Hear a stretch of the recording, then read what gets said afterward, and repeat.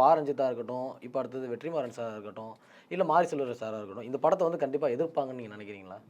இதுவரைக்கும் அவங்க ஒன்றும் சொல்லலை. சொன்னாங்கன்னா அவங்க மரியாதையை அவங்களே கெடுத்துக்கிட்டாங்கன்னு அர்த்தம். ஏன்னா ஏற்கனவே வந்து மாரி செல்வராஜ் சார் வந்து என்ன சொல்லியிருக்காரு அப்படின்னா, இப்போ மாமன்னன்ற ஒரு படம் ஒண்ணு வந்துச்சு. ஆமாம். இப்போ அந்த படத்த வந்து டைரக்ஷன் பண்ணப்போ என்ன சொல்லியிருந்தாருன்னா, தேவர் மகன் படம் வந்து நான் பார்த்தேன். அதுல வந்து ஒரு சமூகத்தோட தந்தைய வந்து தூக்கி வச்சு பேசியிருந்தாங்க. அதே மாரி இந்த சமூகத்துல ஒருத்தர வந்து தூக்கி வச்சு பேசணும். எங்க அப்பாவ நான் தூக்கி வச்சு பேசணும்னு ஆசைப்பட்டேன். அதெல்லாம் இந்த மாமன்னன் படம் வந்து நான் எடுத்தேன் அப்படின்னு சொன்னாங்க. முதல்ல இந்த மாதிரி பா. ரஞ்சித்து, இந்த வெற்றிமாறன், இப்போ நீங்கள் சொல்கிற மாரி இவங்களுக்கெல்லாம் நான் ஒரு விஷயம் சொல்லுவேன். அப்போல்லாம் வந்து தேவர் மகன் படம் எடுத்தாங்கன்னா தேவர் மகன் அந்த சாதிக்கு உள்ளே எடுத்தாங்க. வெளி சாதி எவனும் திட்டலை. முதல்ல ஞாபகம் வச்சுங்க. தேவர் மகனில் அப்பா மகன் சித்தப்பா பெரியப்பா உள்ள சண்டை. அது அந்த குறிப்பிட்ட சாதியை சுற்றி தான் வந்துச்சே தவிர அந்த சாதியை வேறு யாரும் தாக்குற மாதிரி எடுக்கலை. ஆனால் இவங்க அப்படி அல்ல.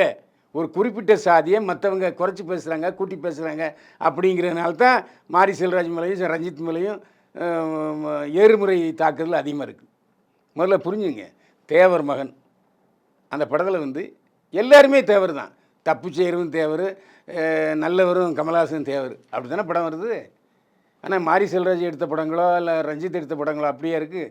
மேல் சாதி கீழ் சாதி வருதா இல்லையா? அதைத்தானையே நாங்கள் இருக்கிறோம். சினிமாவில் எதுக்கியா சாதி சொல்கிறீங்க? அப்படி சாதி சொன்னால் வேற ஒரு சாதியை தாக்குவதாக, குறைப்பித்து மதிப்பிடுவதாக, இல்லை மேலே மதிப்பிடுவதாக சொல்லாதீங்கிறதான் சொல்கிறாங்க எல்லோரும்.